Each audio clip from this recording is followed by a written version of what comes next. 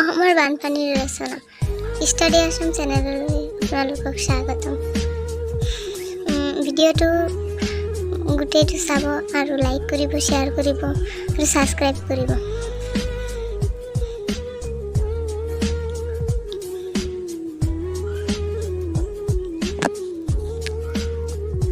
আৰম্ভণি। অসম এখন নদীমাতৃক দেশ। নদ নদীৰ সংখ্যা যি দেশত বেছি সেই দেশক নদীমাতৃক দেশ বোলে। ব্ৰহ্মপুত্ৰ অসমৰ প্ৰধান নদী। ই দীঘলে প্ৰায় 2880 কিলোমিটাৰ। অসমৰ মাজেৰে প্ৰায় 920 কিলোমিটাৰ প্ৰবাহিত হৈছে।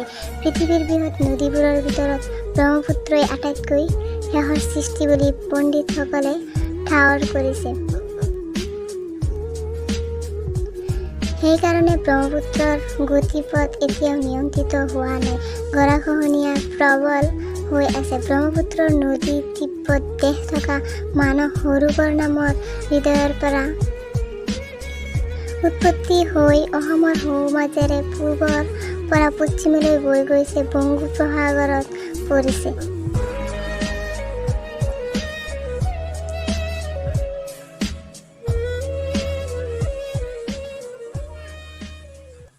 বানপানী হোৱাৰ কাৰণ। ব্ৰহ্মপুত্ৰৰ দুয়োপাৰে অসংখ্য নদী উপনদী আছে। অসমৰ চাৰিওফালে থকা ওখ চাপৰ পৰ্বত পাহাৰৰ পৰা ওলাই অহা উপনদীবোৰ ব্ৰহ্মপুত্ৰত পৰিছে। বৰষুণৰ বতৰ বা বাৰিষা কালত উপনদীবোৰ পানীৰে উপচি পৰে।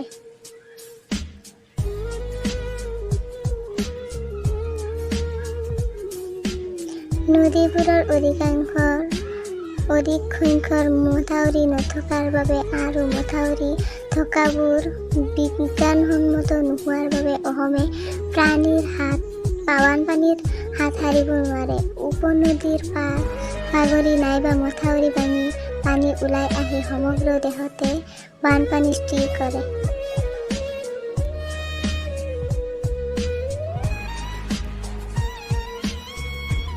বানপানীৰ ফলত হোৱা ক্ষতি। বানপানীৰ ফলত ৰাস্তা ঘাট, আলি পদূলি, ঘৰ দুৱাৰ, খেতি বাতি আদি ধ্বংস বা নষ্ট হোৱাৰ উপৰিও মানুহে আদি কৰি বহুতো জীৱ জন্তুৱে প্ৰাণ হেৰুৱাব লগা হয়। অসম এখন কৃষি প্ৰধান দেশ, কিন্তু বানপানীয়ে প্ৰতি বছৰে খেতিয়কৰ খেতি বাতি নষ্ট কৰাৰ ফলত খেতিয়কসকলৰ পানীত হাঁহ নচৰা অৱস্থা লয়। বানপানীয়ে নষ্ট কৰা খেতি বাতি ভিতৰত ধান, মৰাপাট, কুঁহিয়াৰ আৰু বিবিধ শাক পাচলিয়ে আছে। প্ৰতি বছৰে বানপানীয়ে দুৰ্যোগ সৃষ্টি কৰি অহাৰ বাবে অসমৰ অৰ্থনৈতিকভাৱে সদায় ক্ষতিগ্ৰস্ত হৈ আহিছে। খেতিয়কসকলৰ পৰিশ্ৰম অনুপাতে শস্য চপাবলৈ নাপায়।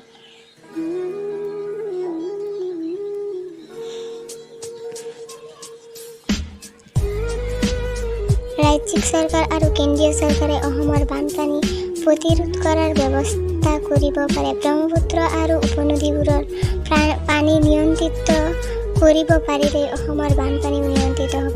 ব্ৰহ্মপুত্ৰৰ নদ অসমলৈ অৰ্থাৎ ভৈয়ামলৈ নমা ঠাইত বিজুলী উৎপাদন প্ৰকল্প স্থাপন কৰি বিজুলী শক্তি উৎপাদন আৰু বানপানীৰ নিয়ন্ত্ৰণৰ দৰে আঁচনি গ্ৰহণ কৰি চৰকাৰে ৰাজ্যখনক বানপানীৰ কবলৰ পৰা ৰক্ষা কৰিব পাৰে।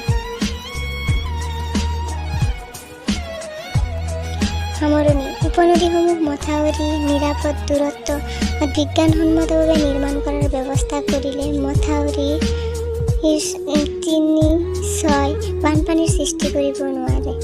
মথাউৰিৰ কাষ শিলেৰে বন্ধাই গছ ৰুই মজবুত কৰি মথাউৰি স্বয়ং ধ্বংস কৰিব নোৱাৰে। ৰাজ্য আৰু কেন্দ্ৰীয় চৰকাৰে অসমৰ বানপানী স্থায়ীভাৱে নিয়ন্ত্ৰণ কৰাৰ ব্যৱস্থা কৰিলে অসমৰ অৰ্থনৈতিক উন্নয়নৰ বাট মুকলি হ'ব বুলি আশা কৰিব পাৰি।